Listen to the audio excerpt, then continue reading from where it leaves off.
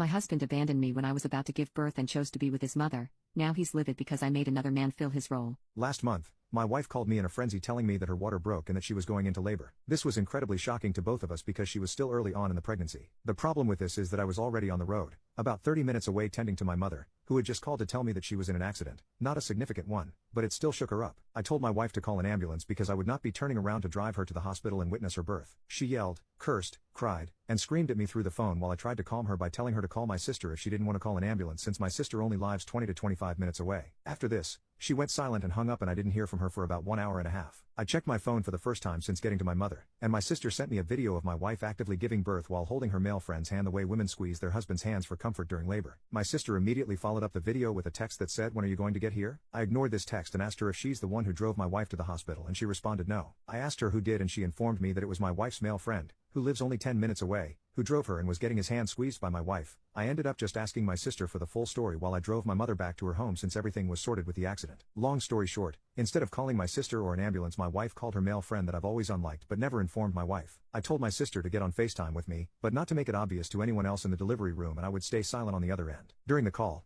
I saw my wife's friend rubbing her back, wiping her tears, comforting her when she screamed and cried, etc. I couldn't bear the sight and I ended the FaceTime and told my sister to inform my wife that I would be at the hospital the next day after work whenever she got out of labor. My sister called almost 2 hours later to tell me she left the hospital and that my wife would be staying the night. The next day around 3 to 4 p.m. when I went over to the hospital to see my wife and newborn son, she was not trying to hide her anger and saltiness from anyone in the room. That included mostly my family and some of hers. When I asked her why she was acting this way, she rolled her eyes and told me to leave her the F alone in front of everyone. Later when I tried to hold my son, she snatched him from my hands. In this hospital visiting hours ended at 8 but all of the guests excluding me left by 6. When we were alone I finally got the chance to have a conversation with her about why she was being so salty on a memorable day that should have been filled with love and joy. She responded by getting angry and mumbling something about my audacity to miss her birth and be surprised that she's angry. I'm not proud of this, but in response, I called her a cheater for inviting another man into the delivery room in place of her husband. This spiraled into a short full-blown argument between us that eventually ended when a NICU nurse came back with a baby. It's been a month since then and my wife only refers to our son as her son, her baby, etc. I've tried to get closer to her by sitting down and trying to have a deep conversation about our family's future, and she flat out told me that she was never having another child with me after what happened,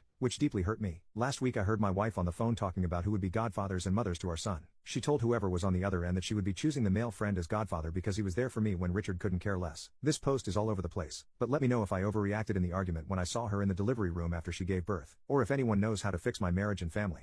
Update: 4 days later. I'm the wife from that post. A friend found it and sent it to me anyway. I decided to make an account to respond, clear some things up and tell my side of the story as briefly as I could. Yes, I did call my husband to tell him that my water broke and he did tell me that he wouldn't make it and to call an ambulance or his sister, who has called me a slur to my face before, so I don't know why he thought this would be a good idea lol. I did not call his sister because we don't get along and I have a friend that lives closer to us. He ends up driving me to the hospital and his sister pulls into the lot almost right after us. Don't know how she knew I was going. So now I'm in pain, scared, upset at my husband, and have someone I don't like with me during my most vulnerable moments. I was holding my male friend's hand because, why wouldn't I be? Now, it was very obvious that sister-in-law was recording me in some way because she was basically isolating herself from everyone else in the room with her phone to her chest and pointing at me. I didn't think that she was on FaceTime with anyone, I just thought she was filming me, which is equally as weird. I'm not sure why I brushed it off and or didn't ask about it when I was more stable. My husband did in fact show up the next day around 4 p.m. and tried to act like nothing happened, and I was very moody and rude to him, which was probably very immature of me. This later broke out into an argument after everyone left where he called me a cheater and I also said some very nasty things. I have been isolating me and my son away from him as much as I can and trying to be less dependent on him in some aspects. The reason for this is because I feel that I can't trust him to keep my son safe or change his diaper or pour my breast milk into a bottle and feed him, or burp him,